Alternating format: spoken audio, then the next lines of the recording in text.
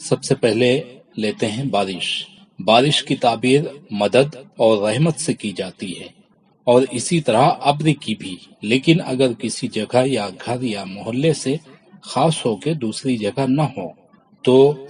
اس مخصوص مقام کے رہنے والوں میں بیماریاں اور دکھ اور دنیاوی نقصانات زیادہ ہوں گے، اور اکثر اس سے سختیاں بھی مراد ہوتی ہیں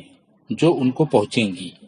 اگر کسی نے یہ دیکھا کہ آسمان سے گھی یا شہد یا روغن، زیتون یا دودھ وغیرہ کی بارش ہو رہی ہے تو یہ اس بات کی دلیل ہے کہ اس جگہ کے رہنے والوں پر غنیمت اور بھلائی اور رزق کے آسمان سے نازل ہوگا، اور اسی طرح ہر اس بارش کی تعبیر ہوگی جو اچھی چیز ہوگی، یعنی کوئی اچھی چیز آسمان سے برستی ہے تو اس کی اچھی تعبیر ہوگی۔ گرج، ہوا کے ساتھ گرج کا ہونا ظالم اور قوی سلطان کی دلیل ہے، اور بجلی مسافر کے لیے خوف کی علامت ہے، یعنی کوئی آدمی سفر کی حالت میں ہے اور اس نے بجلی دیکھا ہے خواب میں کڑکتے ہوئے تو یہ خوف کی علامت ہے۔ اور مقیم کے لیے طمع، کیونکہ اللہ تعالیٰ کا ارشاد ہے، وہی ہے جو دکھاتا ہے تم کو بجلی ڈر اور امید کے لیے۔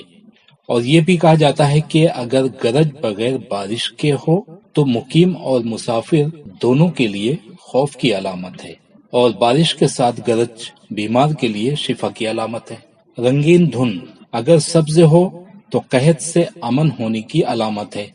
یعنی ہری دھند ہو جیسے غبار کی دھند ہوتی ہے، آندھی کی دھند،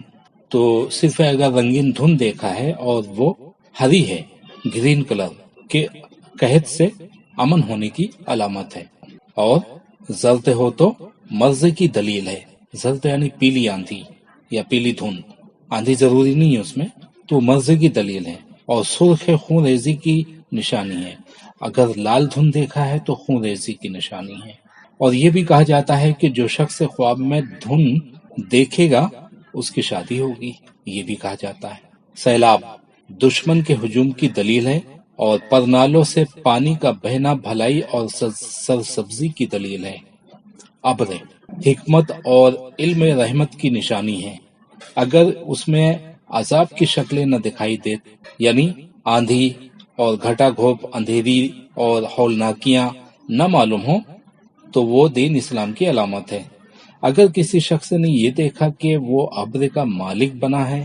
یا اس کو جمع کر رہا ہے یعنی اکٹھا کر رہا ہے، یا اس میں چل رہا ہے، یا اس پر سوار ہو رہا ہے، تو جن چیزوں کا ہم نے پہلے ذکر کیا ہے اس میں سے وہ اہم چیزیں پائے گا۔